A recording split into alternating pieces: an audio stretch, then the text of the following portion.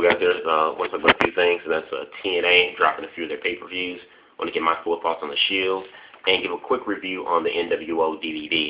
Talk about TNA really quick. We have some time. TNA have dropped a few of their pay-per-views, two, as a matter of fact, and that's Against All Odds and No Surrender. Both pay-per-views were fillers for their best and big pay-per-views of the year, which are Lockdown and Bound for Glory. I think by removing No Surrender, I think it's a great idea.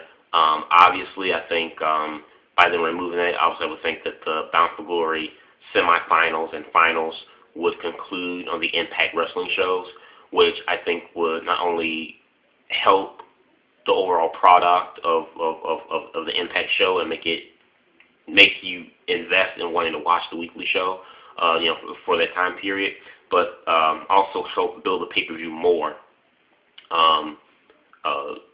build up the pay-per-view more and get you more excited for Bound for Glory.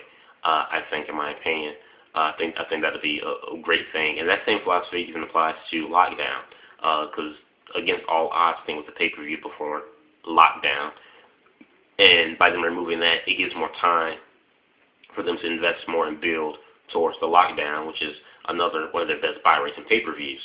So I think it's great to get rid of these fillers. Like I say, give more intrigue, more build to their best selling pay-per-views, and also they moved Lockdown from April to March, the month of March.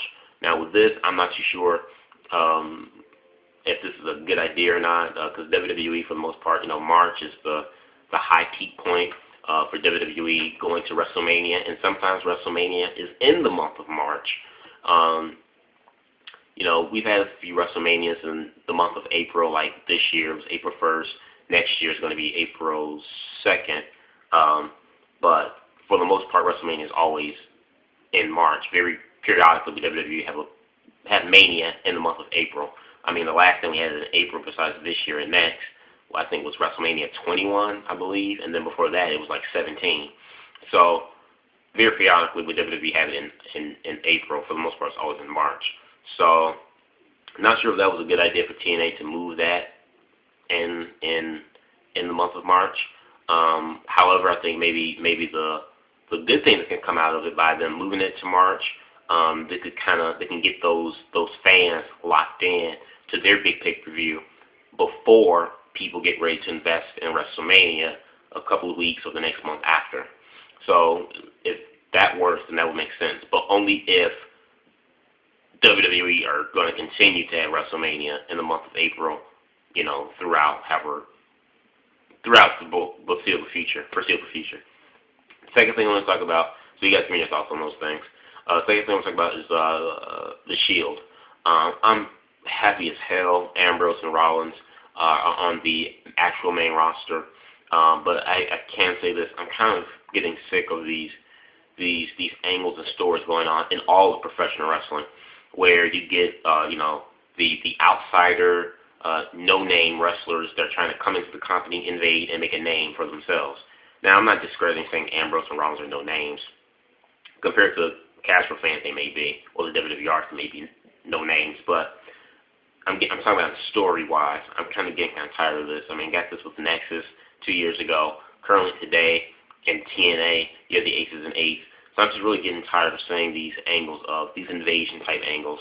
I'm just getting kind of tired of. The only thing that's making the Shield angle tolerable and passable is Ambrose and Rollins, and I'm a big fan of these guys both. So that's the only thing. Other than that, I think the Shield could be one of the best well-rounded groups, faction, stable, whatever, to come in a long time in WWE, especially if CM Punk is going to be bringing to the mix, which it kind of seems like he does have some type of connections or altercations with the Shield. If you look at some of the incidents on last night's Raw and weeks before, so this could be the best overall rounded faction that they've had. I mean talking about in-ring work and Punk, Ambrose, and Rollins, and also in mic skills with Punk and Ambrose. Like I said again, if Punk is a part of it, which I think he may be. It could be a very, very well-rounded group we've seen in a long time for a faction. And then my other only concern is that the conclusion. I hope the conclusion for this ends well, because most of the time WWE, you look at their history with invasion angles in particular. They start off great, but they fall flat on their butts with invasion angles. Not only the Nexus is probably the most recent, but there have been other invasion angles you look throughout WWE's history where it starts off great, but then it ends flat. But the one thing that kind of gives me some hope that it won't fall flat is because Triple H is a part of this. Triple H, everyone knows, is in charge of developmental in NXT and everything that goes on down there. He was the one. It was his idea to bring in the three guys that he chose to form the Shield and have this angle going forward. So all of this is Triple H's idea. This is Triple H's first time testing the water, so to speak, and his creativity of the business. So with Triple H, that's the one thing that kind of gives me some hope that the end result of this angle won't fall flat, hopefully. And I want to see these guys get in the ring. Like, I know this is got to be a slow build, but I really want these guys to get in the ring because, I'm sick of the doubters and people that say Ambrose and Rollins and, some of these other indie guys that are coming onto the main roster that they're terrible and this, that, and the other, that they can't step in blind with the Giants because it's WWE. They can't rub elbows with Cena and Sheamus and the likes of, Jericho and all those other guys. But, well, not Jericho, but Orton. And I want these guys to get in the ring and show these naysayers, these WWE fanboys, these marks, that they don't know crap, that these guys are talented, they can go out there, put on the best matches on the card, and that they are the future of the WWE, whether you're fans of them or not. These guys are the future of the WWE. They're here, so I really want to see them get in the ring as soon as possible to show their stuff. And then lastly, NWO DVD review.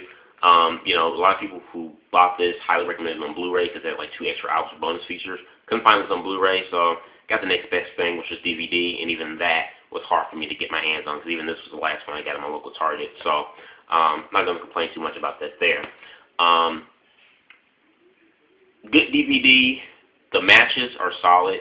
The documentary, a bit of a mixed bag for me. I get the point. I understand that they can't have updated interviews of Hogan and Bischoff and even Scott Hall for that matter, because they're in TNA and Scott Hall is, having some troubles. So I get that they can't have an updated version interview of these guys in the documentary. However, at certain parts of the documentary, it really felt like an extended version of the Monday Night Wars DVD. It really did in some aspects. We got to hear from Kevin Nash.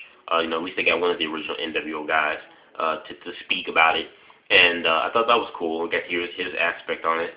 To me, he was the only one, in my opinion, that I cared to hear his opinion on, really, was Kevin Nash. We got to hear some other guys like Bill DeMont, Booker T, I think Arn Anderson, Big Show, Billy Kidman, who I haven't seen in years. My God, he looks old now.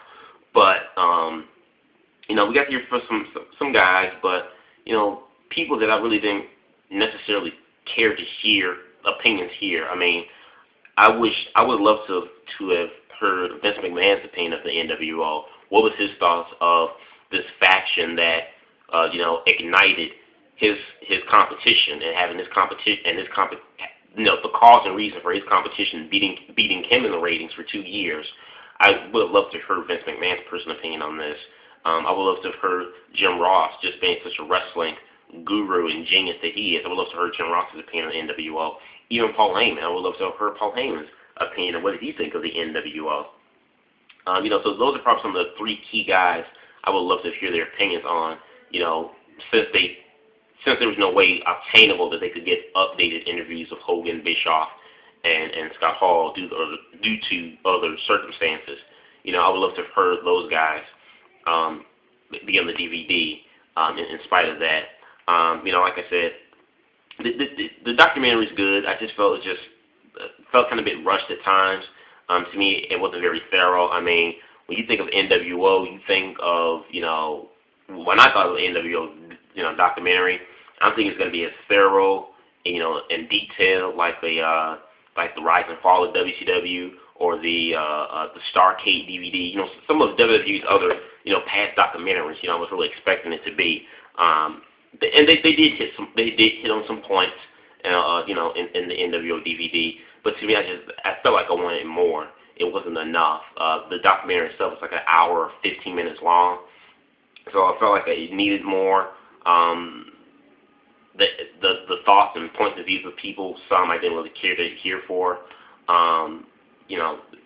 It was good. It wasn't bad. It wasn't terrible, but it's a passable documentary. Just the documentary by itself, it's passable.